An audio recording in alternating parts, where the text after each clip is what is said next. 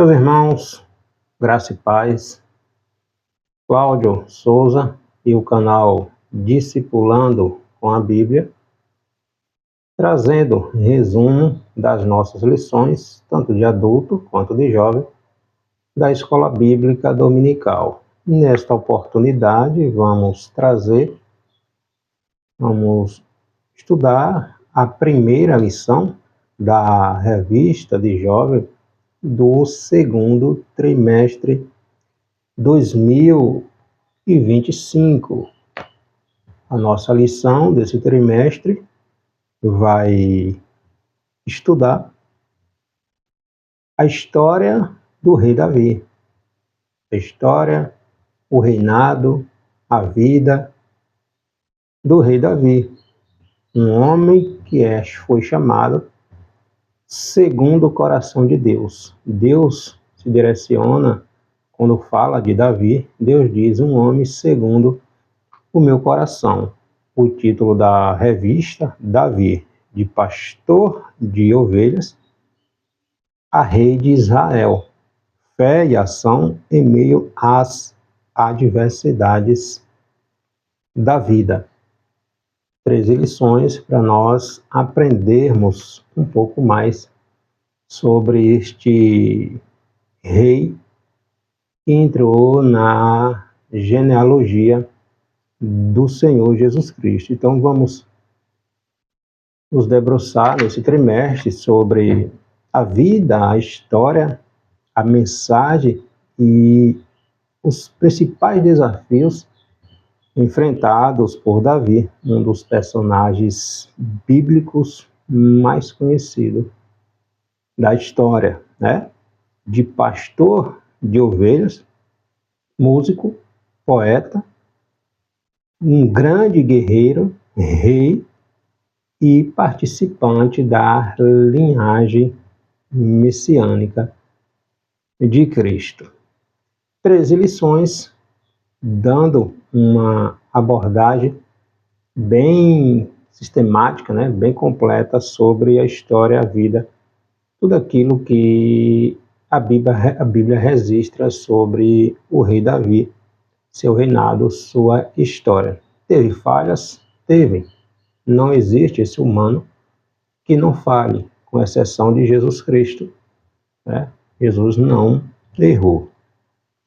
A primeira lição tem como título Davi, escolhido e ungido pelo Senhor.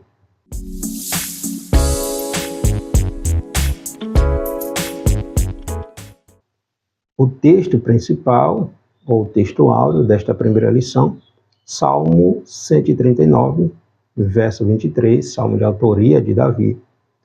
Sonda-me, ó Deus, e conhece o meu coração. Prova-me e conhece os meus pensamentos. Resumo da lição pontua: Davi foi escolhido e ungido por Deus para uma grande missão que incluía preservar o povo escolhido e a linhagem real do Messias. Nossa lição, como de costume, nas nossas lições, ela traz 3 pontos principais, 3 tópicos para desenvolvermos a nossa lição. O primeiro vai falar sobre o chamado de Davi. O segundo, a soberania de Deus e a vocação humana. E finalizando, o Senhor, Ele vê o que está no nosso coração. Deus vê o nosso coração. Então, Davi, rei Davi, né? Ele foi um jovem que, a princípio, ninguém dava nada por ele. Nem mesmo seus pais davam alguma coisa para Davi. Enquanto os irmãos de Davi, os mais velhos, faziam parte do exército de Saul, Davi, ele ficava no campo, na roça, cuidando, pastoreando as ovelhas do seu pai. Um jovem vindo de Belém, Belém, outrora, era chamado de Eufrata, e ele se torna um dos personagens mais conhecidos da humanidade. Aquele simples jovem que ficava escondido. Ninguém dava importância para ele. Mas aquilo que ele fazia, por mais simples que parecesse e fosse, ele fazia com esmero, com zelo, com dedicação, com amor. E como vamos aprender mais adiante, Deus não olha para o exterior. Deus conhece, Deus olha o que está intrínseco no nosso coração. Então, nessa nossa primeira lição, a gente vai falar sobre o chamado de Davi, a soberania de Deus e a vocação divina para as nossas vidas. O nosso texto bíblico desta primeira lição é o primeiro 1 Samuel, está no livro de 1 Samuel, capítulo 16, versículos do 1º ao 13º. Texto um pouquinho extenso, mas é importante a gente ler, até porque a gente precisa ler o texto de referência ao qual a nossa lição está baseando. 1 Samuel, capítulo 16, versículos do 1º ao 13. Então disse o Senhor a Samuel: até quando terás dó de Saul, havendo-o eu rejeitado, para que não reine sobre Israel? Enche o teu chifre de azeite e venha enviar-te-ei a Jessé o belemita, porque dentre os seus filhos me tenho provido de um rei. Porém disse Samuel: como irei eu? Pois, ouvindo-o Saul, me matará. Então disse o Senhor: toma uma bezerra das vacas em tuas mãos e dize: vim para sacrificar ao Senhor. E convidará Jessé ao sacrifício, e eu te farei saber o que hás de fazer. E ungir-me-ás a quem eu te disser. Fez, pois, Samuel o que dissera ao Senhor, e veio a Belém. Então os anciãos da cidade saíram ao encontro, tremendo, e disseram: de paz é a tua vinda? E disse ele: é de paz, vim sacrificar ao Senhor. Santificai-vos e vinde comigo ao sacrifício. E santificou ele a Jessé e a seus filhos, e os convidou ao sacrifício. E sucedeu que, entrando eles, viu a Eliabe e disse: certamente, este está perante o Senhor seu ungido. Porém o Senhor disse a Samuel: não atentes para a sua aparência, nem para a grandeza da sua estatura, porque o tenho rejeitado. Porque o Senhor não vê como vê o homem, pois o homem vê o que está diante dos olhos, porém o Senhor olha para o coração. Então chamou Jessé a Abinadab e o fez passar diante de Samuel, o qual disse: nem a este tem escolhido o Senhor. Então Jessé fez passar a Samar, porém disse: tampouco, muito menos, a este tem escolhido o Senhor. Assim fez passar Jessé a seus 7 filhos diante de Samuel. Porém Samuel disse a Jessé: o Senhor não tem escolhido a estes. Disse mais Samuel a Jessé: acabaram-se os moços? E disse ainda: falta um menor, que está apacentando as ovelhas. Disse, pois, Samuel a Jessé: manda chamá-lo, porquanto não nos assentaremos até que ele venha aqui. Então mandou chamá-lo e fê-lo entrar, e era ruivo e formoso de semblante e de boa aparência. E disse o Senhor: levanta-te e unge-o, porque é este mesmo. Então Samuel tomou o chifre do azeite e ungiu-o no meio de seus irmãos. E desde aquele dia em diante o Espírito do Senhor se apoderou de Davi. Então Samuel se levantou e voltou para Ramá. O nosso texto bíblico vem descrever Deus já rejeitando o reinado de Saul, o primeiro rei de Israel, e escolhendo um jovem, um rapaz simples, que aos olhos humanos não serviria para nada, principalmente para reinar sobre milhares de pessoas. Mas Deus, ele olha o que está lá dentro. Ele olha para o nosso coração, para as intenções, para aquilo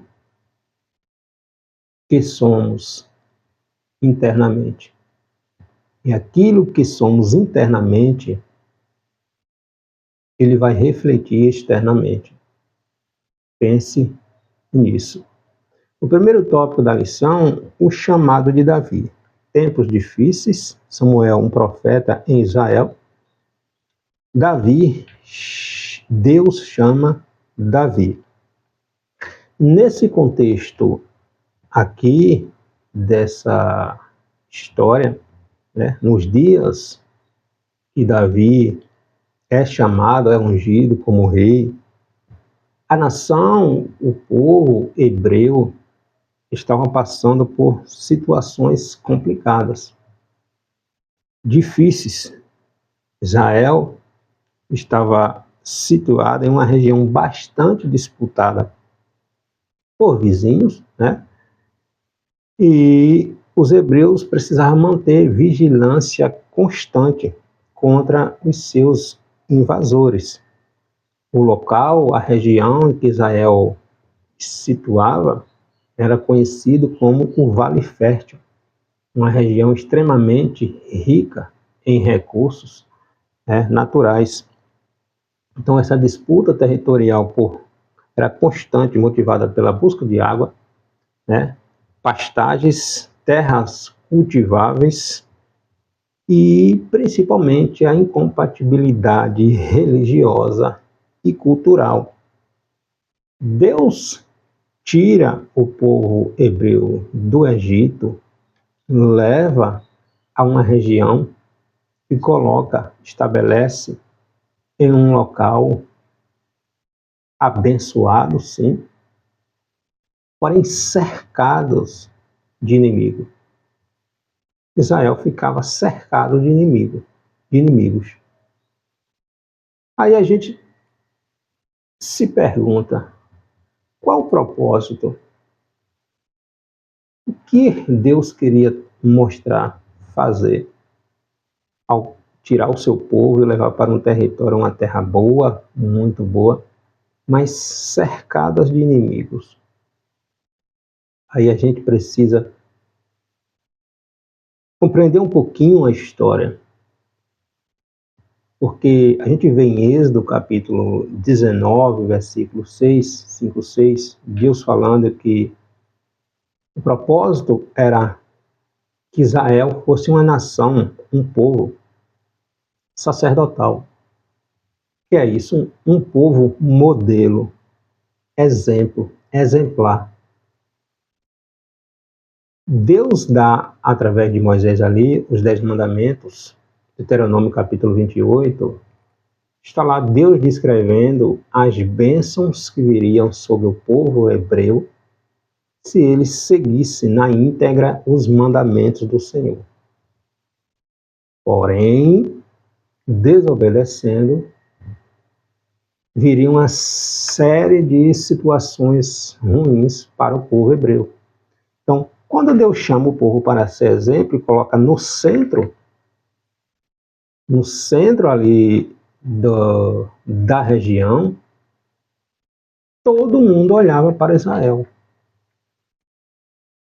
Todo povo olhava para Israel. Qual é o exemplo que Israel iria dar? Deus descreve na palavra. Tudo que Israel, que o povo precisava fazer. Porque as nações, os povos, temiam Israel não pela quantidade do exército de Israel, mas porque Deus guerreava por Israel. Nenhum deus pagão, nenhum povo, por mais rico e poderoso que fosse, ficava de pé diante do exército de Israel, Quando Deus mandava, Deus dava a vitória. Então Deus coloca Israel neste lugar, no centro, cercado de povos, para que Israel fosse exemplo, para que a partir de Israel, as demais nações, os demais povos, sentissem-se atraídos ao Deus de Israel. Porém, desobedecendo, o perigo estava à porta. É nesse contexto, é nesse ambiente, é neste cenário geográfico, né, político, que Israel estava. E a gente vai acompanhar nas nossas lições como Israel se desviou, se afastou da lei do Senhor, e as consequências da desobediência vêm mais cedo ou mais tarde, elas vêm. Então a nossa lição, vale a gente destacar aqui também, né, que muitos desses problemas que vieram, que aconteceram com o povo hebreu sendo cercado, sendo invadido, se tornando escravo dos inimigos, aconteceu porque o povo esqueceu de Deus.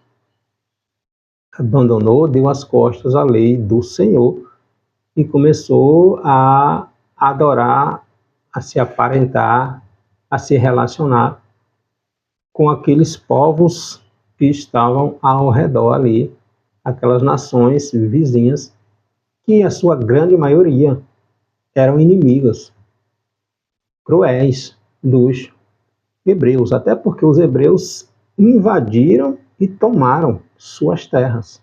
Nesse contexto aqui, obviamente, quando a gente vai olhar a história, a gente chega lá em Abraão, a gente vai aprender que Abraão, onde chegava Abraão, quando Deus leva Abraão para Canaã, para o território ali, onde Abraão chegava, Abraão levantava um altar, Abraão comprava um pedaço de terra. Então, Abraão percorreu todo aquele território ali, muitos anos antes, séculos antes. Então, Abraão tomou posse daquilo ali, e era uma promessa de Deus. Quando o povo chega, muitos séculos depois, a região é habitada, está habitada desses povos. Então, Israel precisava estar atenta, obedecendo à lei do Senhor. O Senhor, Deus orientou os israelitas sobre como eles deveriam buscá-lo e como deveria ensinar as novas gerações acerca dos livramentos recebidos desde a saída do Egito, as vitórias conquistadas. A gente vê isso lá em Deuteronômio, capítulo 11, a partir do versículo 26, no próprio livro de Josué. As vitórias. Deus guerreando pelo povo, entende? Mas aquela geração que nasceu e cresceu após a morte de Josué e daqueles anciãos do tempo, do período de Josué, aquela nova geração que nasceu não seguiu obedecendo os mandamentos do Senhor. Nos anos seguintes, os israelitas negligenciaram as orientações divinas a ponto de se levantar, como vai dizer lá em Juízes, uma geração que não conhecia ao Senhor. O período dos juízes, após a morte de Josué, dura mais de 300 anos. E a maioria destes 300 anos de opressão dos inimigos, de sofrimento, por parte dos inimigos sobre os hebreus. Então, tem-se uma sequência lamentável de fatos, né, que a gente acompanha no livro dos Juízes.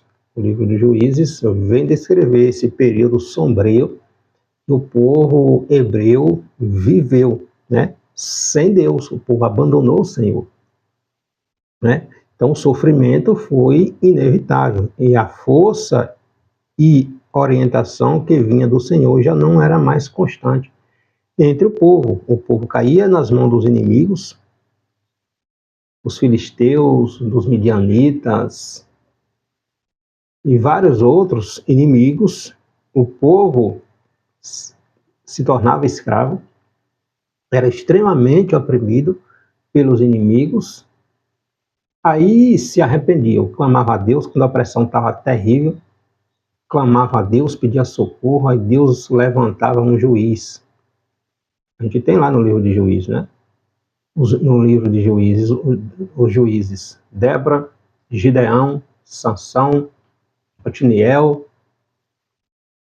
vários juízes que Deus levantava, liderava o povo contra os seus inimigos, vencia os seus inimigos, vivia alguns anos ali de paz, mas o tempo ia passando e o povo se voltava novamente contra Deus, contra a lei do Senhor, dava as costas para a lei, para os mandamentos do Senhor, levantava, vinha um novo inimigo, se não os mesmos, e continuava a opressão, subjugando, escravizando os hebreus. E esse período dura mais de 300 anos. A ponto de o livro de Juízes vai dizer que cada um fazia o que bem entendia. O que cada um achava certo, fazia. Então o povo deu literalmente as costas para o Senhor. No final, né, mais de 300 anos, Deus levanta, Deus chama um jovem. E como é que esse jovem entra nesse contexto? A gente está falando aqui de Samuel. Samuel, ele é fruto de uma oração de uma mãe que, a princípio, era estéril, está lá no 1 Samuel, a história de Elcana, um homem levita, da tribo de Levi, né? Elcana tinha duas esposas, Penina, que tinha vários filhos, e Ana, que era estéril. E Ana vivia amargurada por causa de Penina, que Penina atribulava Ana, jogando na cara, porque Ana era estéril. E Ana ora, fica ali diante do templo, diante do Senhor ali, vai orar, e na época, nesse período aqui, o sumo sacerdote, o juiz, era Eli.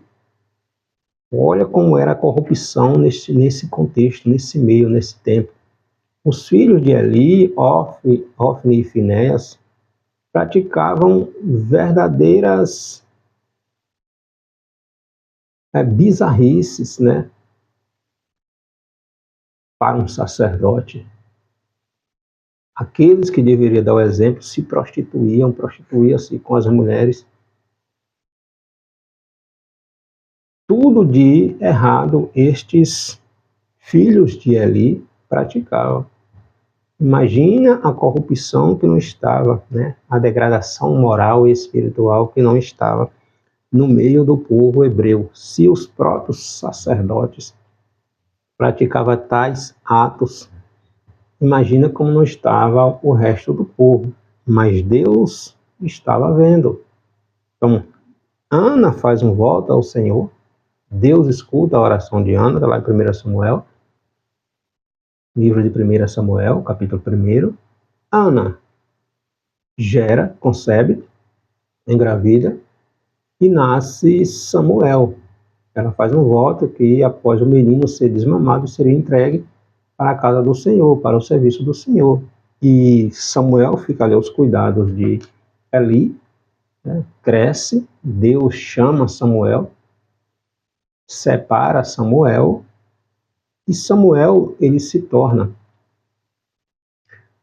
juiz, sacerdote e profeta. Depois de Moisés, já é considerado um profeta, Samuel aparece aqui como profeta que julgava, que falava com Deus, transmitia a mensagem de Deus ao povo e também, né, era sacerdote. Então, Samuel, entra nesse contexto aqui porque é ele que Deus chama para ungir os dois primeiros reis de Israel. O primeiro foi Saul e depois Davi, tá? Então, com o passar do tempo, os israelitas começaram olhando para um modelo das nações ao redor. As nações ao redor tinham seus reis humanos e o povo hebreu começou a desejar também ter um rei humano sobre eles.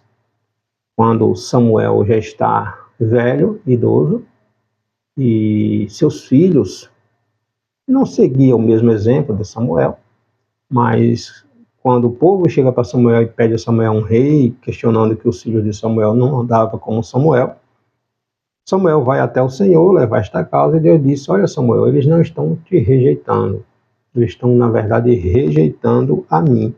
Aí Deus orienta Samuel que ele unja um homem da tribo de Benjamim, no caso Saul, como rei de Israel. Está lá em 1 Samuel, capítulo 8, versículo 20. Saul, um homem da tribo de Benjamim, ele é ungido por Samuel como o primeiro rei da história dos hebreus.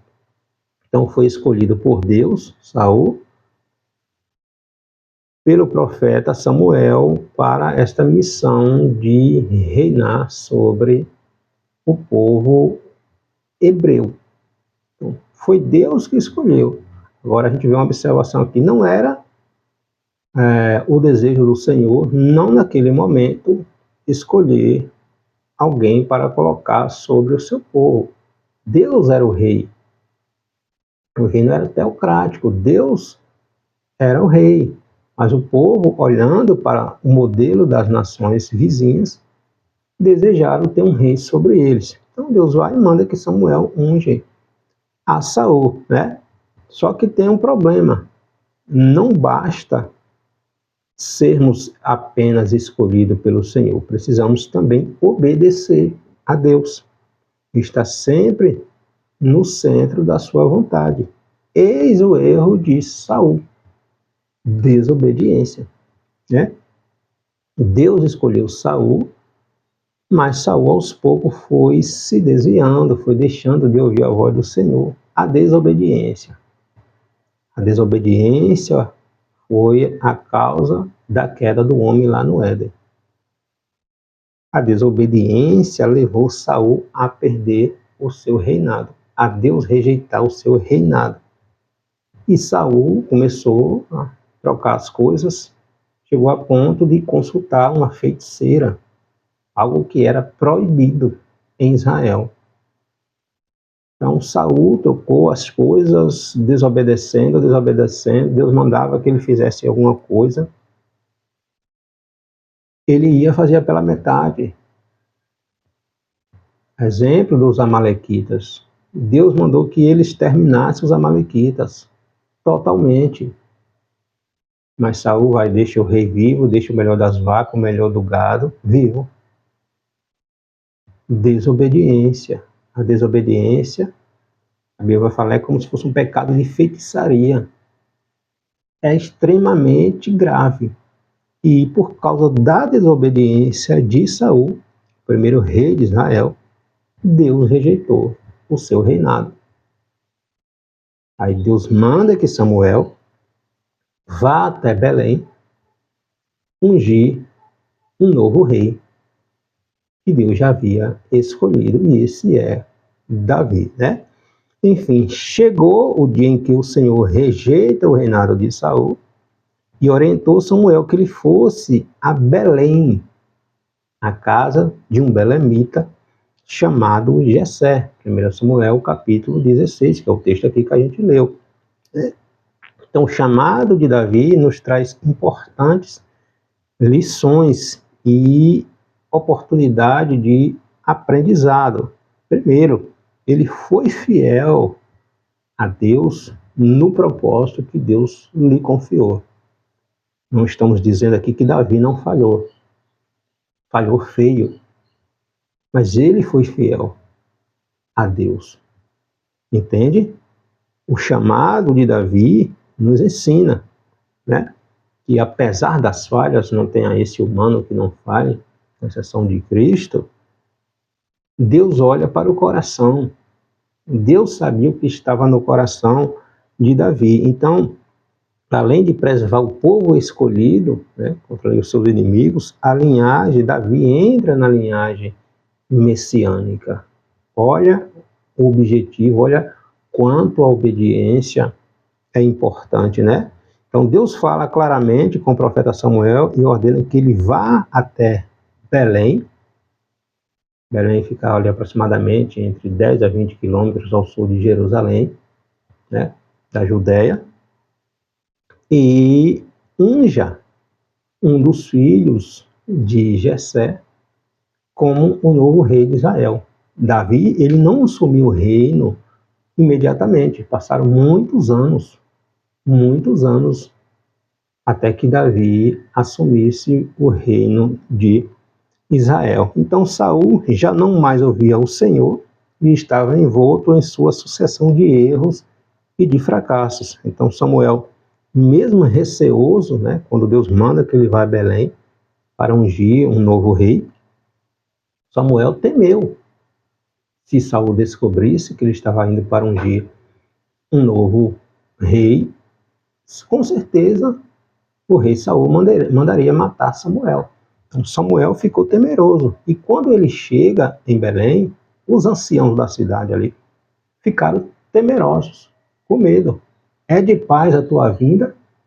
Porque quando um profeta de Deus, e Samuel era conhecido, né? Era profeta, era sacerdote, era juiz. Quando um profeta de Deus chegava em um lugar, a mensagem provocava temor no povo. É de juízo? O que é que Deus tem a nos falar? Um profeta de Deus aqui. Então, os anciãos da cidade ficaram com medo, temerosos. É de paz a tua vinda, Samuel? Samuel, não é de paz. Vim sacrificar o Senhor, né? Então, Samuel vai até a casa de Jessé conforme a orientação do Senhor, né? Ele vai buscar alguém que pudesse se enquadrar nas características desejadas de um rei para Samuel. Então Samuel chega já com seu pré-conceito formado, o estereótipo formado que ele consideraria ideal para um rei. Olha logo para a estatura, para a formosura, para o porte físico, né? E observa Eliabe, ali o primeiro filho de Jessé, e diz, certamente é este. Só que Deus não vê desta maneira, né? Então o profeta procurava alguém apto para o reinado aos olhos humanos, né? Mas o Senhor já havia escolhido alguém segundo o seu coração. Atos capítulo 13, versículo 22, né? Está descrevendo, Deus escolheu um homem segundo o seu coração. Samuel esperava ungir o primeiro, o segundo, o terceiro, mas Deus escolheu o último, aquele que ninguém vê, que ninguém espera, está lá escondidinho atrás das malhadas. Ninguém dá nada. Olha, assim dizer isso aí, mas é esse que Deus chama, que Deus conta, que Deus escolhe. Continue na posição, continue sendo fiel, ainda que ninguém te veja. O plano de Deus, os planos de Deus para a tua vida, nada nem ninguém frustrará, né? O segundo tópico da lição, a soberania de Deus e a vocação divina. Deus é soberano. O que é vocação divina? Buscando a nossa vocação. Um dos princípios da vocação divina é a soberania de Deus. Deus é soberano, Deus é perfeito, Deus nunca erra, Deus nunca se equivoca, Deus conhece tudo. A soberania de Deus consiste no total poder e domínio de Deus sobre todas as coisas, nada, absolutamente nada acontece sem que haja a permissão de Deus. Deus tem o controle de todas as coisas, né? Nada tem força ou poder para frustrar os planos de Deus. Jó, capítulo 42, versículo 2 diz: nenhum dos teus pensamentos, dos teus planos, poderão ser frustrados. Nenhum.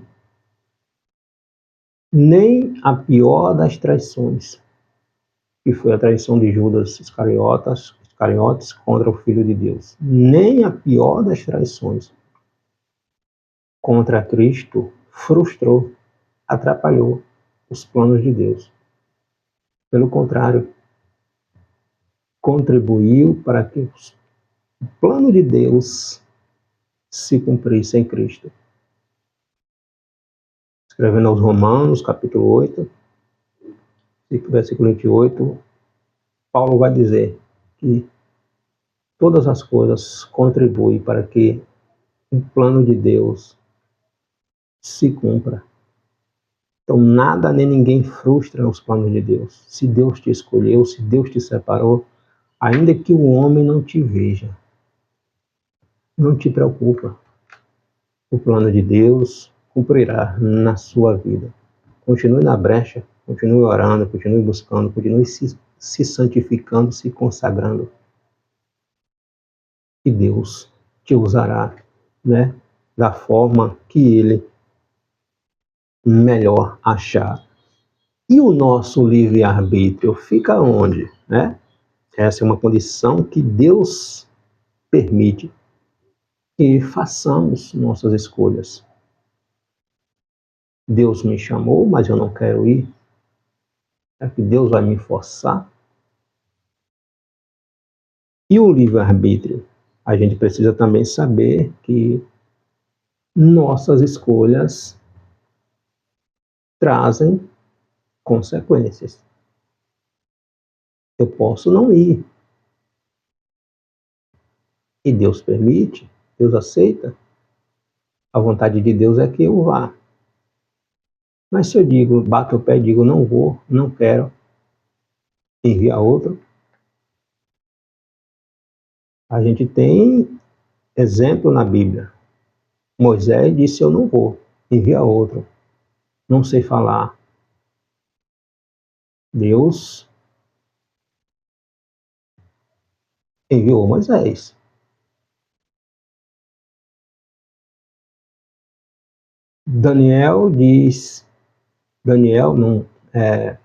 Jonas, vou lá nada. Eu vou para outro lugar, para lá eu não vou pregar aqueles ninivitas. Deus diz, tu vai. E onde é que Jonas foi parar? Se Jonas não se arrepende, o fim de Jonas seria trágico. Posso dizer não? Posso. Mas tem consequências. Eu consigo lidar, você consegue lidar com as consequências de dizer não a Deus? Então a gente precisa ter cuidado, né? Romanos capítulo 2, versículo 6 diz que Deus recompensará cada um segundo as suas obras. Gálatas capítulo 6, versículo 7. Ninguém zomba de Deus. Deus não se deixa escarnecer. Aquilo que o homem semeia, o homem colhe, né? As nossas decisões trazem consequências. Embora a gente tenha este livre arbítrio, essa oportunidade de dizer não, Deus sabe de tudo. Deus sabe o que acontecerá se eu for e se eu não for. Deus já sabe qual o resultado final. Então, é sempre bom a gente estar debaixo da orientação da vontade de Deus. Se eu seguir esse caminho, Deus sabe qual é o meu resultado lá no final, onde eu vou chegar. Se eu disser, não vou, eu vou por aqui. Não quero. Deus também sabe qual é o resultado lá no fim da minha vida. Porque Deus é onisciente, Ele sabe todas as coisas. Então, apesar de eu poder dizer não, eu consigo lidar com as consequências do meu não, quando eu tiver de prestar contas. Eis a reflexão, né? Então, a busca pela vocação divina deve fazer parte das nossas vidas. É Deus que nos escolhe, é Deus que te escolheu, é Deus que te chamou e é Deus que te direciona. Para quê? Para que possamos viver os seus propósitos no mundo criado por Ele. Todos viemos com propósitos. Com propósito.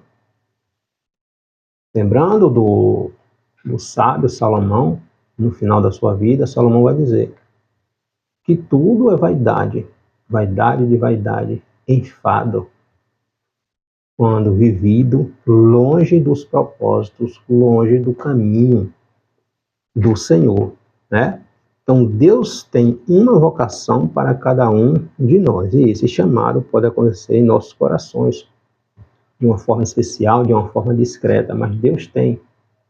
Davi estava cuidando das ovelhas, estava aprendendo a cuidar, a pastorear, e Deus coloca ele para pastorear pessoas, homens, uma nação inteira, né? Então, não necessariamente aquilo que Deus, o propósito, o plano de Deus para mim e para você, não necessariamente tem que ser dentro de uma igreja. Tem que ser pastoreando, tem que ser...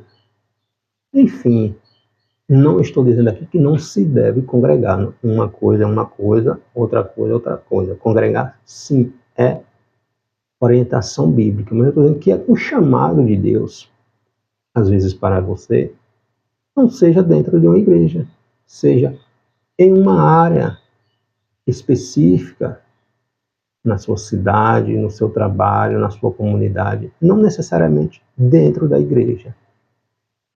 Entende? Então, nós viemos a este mundo com propósito. Onde é que você trabalha? Qual o exemplo que você está dando como servo de Deus no seu trabalho? Você está sendo um exemplo de cristão? Então, Deus tem um propósito, uma missão para cada um de nós neste mundo. A gente precisa descobrir qual é a vontade de Deus para nós. Então, quando analisamos a história aqui de Davi, a gente aprende que nem sempre Deus nos dá as informações completas, né, acerca de uma vocação a ser desenvolvida. No entanto, no seu tempo, os frutos serão percebidos, né, e se nos permitirmos cumprir totalmente as orientações, né, recebidas do Senhor. Davi estava cuidando de ovelhas, aprendendo a pastorear, a proteger as ovelhas.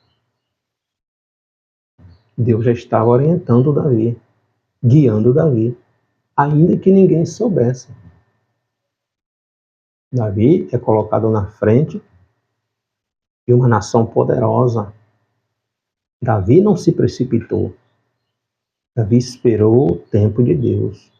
Em várias oportunidades ele teve Saul nas suas mãos para matar Saul. Saul lhe perseguindo, tentando matar, tirar sua vida.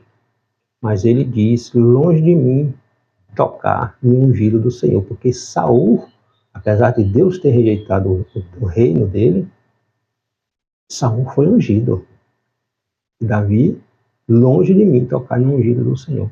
No seu tempo, Deus agirá. Eu não vou me precipitar. O tempo de Deus não é o meu tempo. Eu preciso ter esta consciência e esperar que Deus nunca erra, porque Deus não erra, né? Então, nossa vocação divina pode ser nas mais diversas áreas onde dirigimos, onde estamos. Obviamente, guiados pelo Espírito Santo de Deus, podemos ser canais de bênção na vida de muitas outras pessoas. No Novo Testamento, aqui no livro de Atos, capítulo 9, versículos do 36 ao 42, tem uma história ali de uma moça, né? Tabita, também chamada Dorcas, e ela se dedicava aos cuidados dos pobres. Olha o chamado de Deus para ela, né? A área social.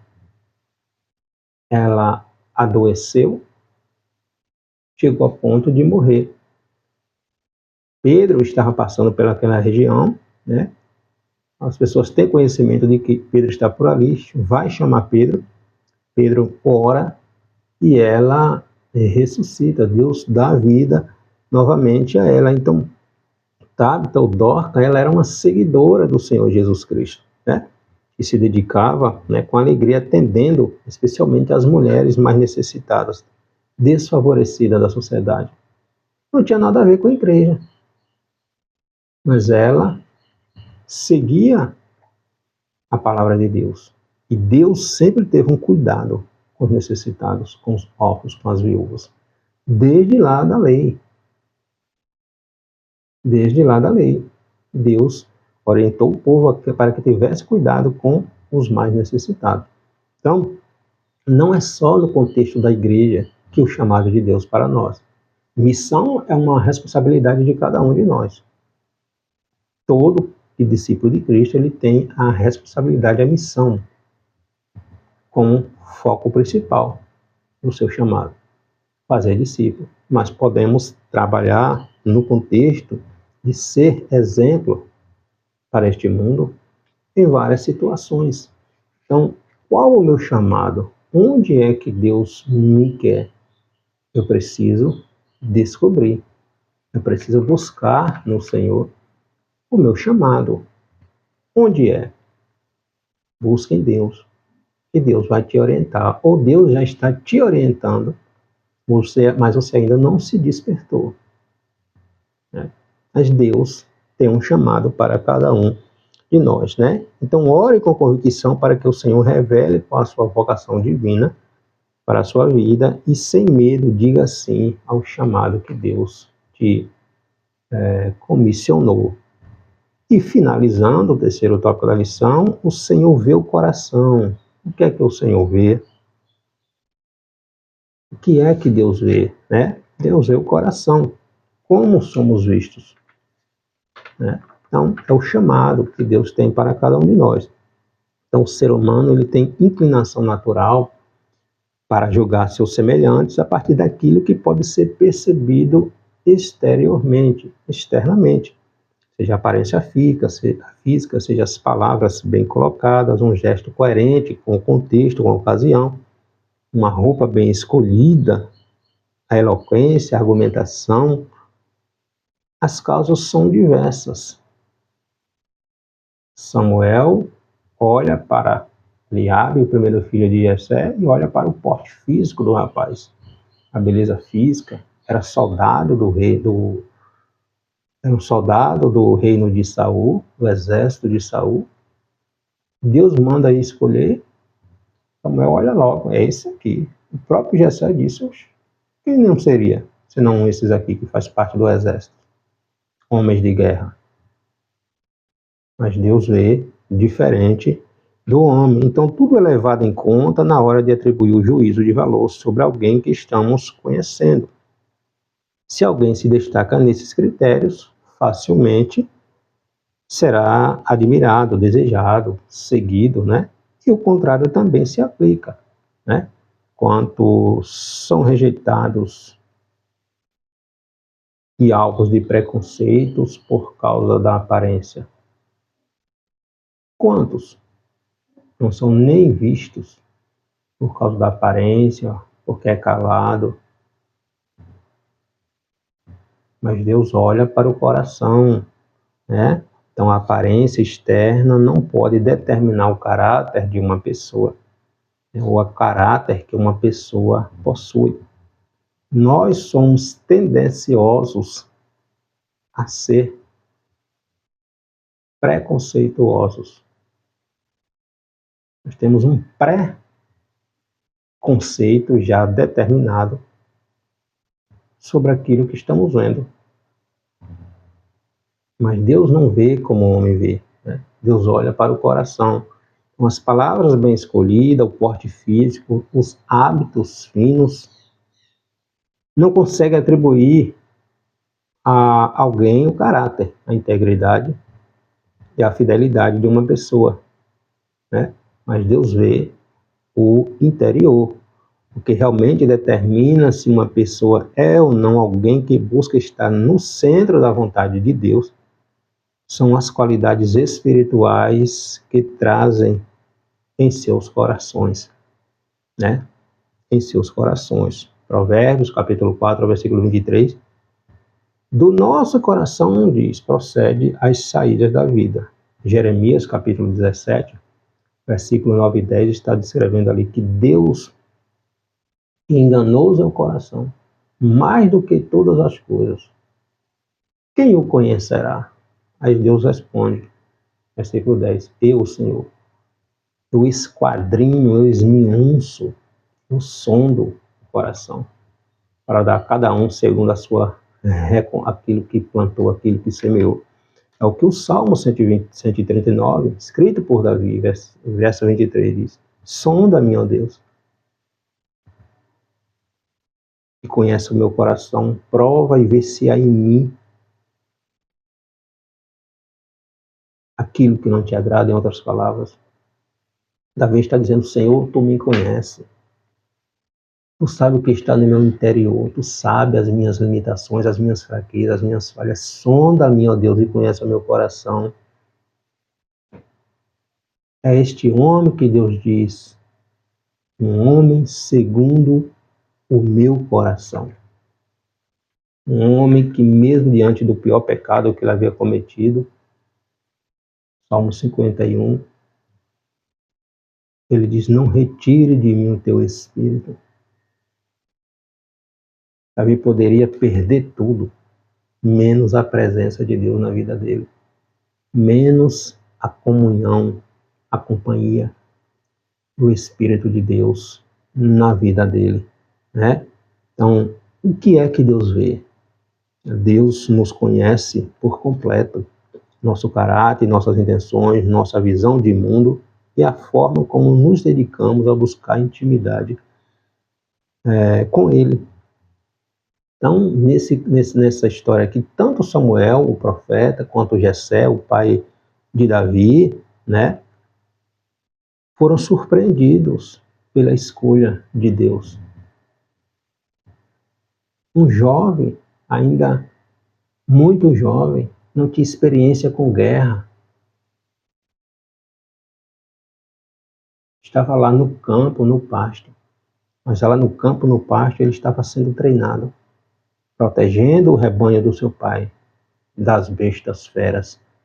Né? Então Deus tinha um plano surpreendente para aquela ocasião, e um jovem pastor de ovelhas seria ungido como o rei da nação de Israel. Né?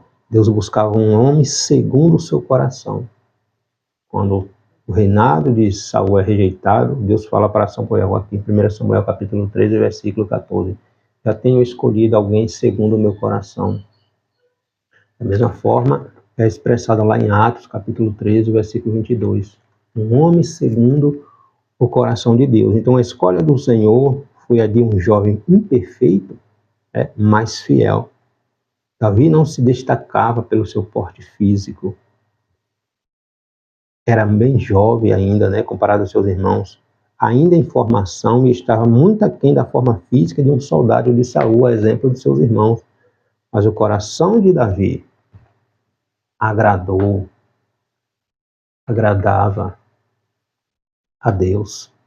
Quando Deus olha para os nossos corações, Ele consegue ver nossa fidelidade, os nossos valores, as nossas intenções. E como somos vistos, somos sempre vistos por Deus. Sempre, sempre. O texto sagrado diz que os olhos do Senhor estão continuamente passando sobre a terra para fortalecer aqueles que têm o coração voltado para Ele. Segundo as Crônicas, capítulo 16, versículo 9. Então, o Senhor examina os nossos corações, Ele nos conhece profundamente. Então, finalizando, com pergunta, com uma pergunta, com duas perguntas, com perguntas.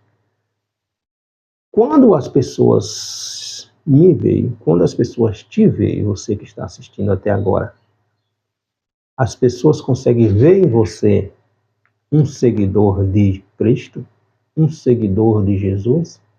Será mesmo? Responda com sinceridade. Quando as pessoas me veem, as pessoas veem em mim um seguidor genuíno de Jesus ou não? Ou não? As pessoas sabem que estamos, ou que você está presente. Você é um canal de bênção na vida das pessoas que estão ao teu redor? Qual é o modelo, qual é o exemplo que você dá? Qual a impressão que as pessoas têm de você em relação à sua vida cristã? Você é um modelo a ser seguido ou não? Se você fosse seu amigo, um exemplo, um amigo que conhecesse toda a sua história, a sua vida cristã, você seria um exemplo, um modelo a ser seguido como servo de Deus, como serva de Deus, ou não? Eis essa reflexão para nós.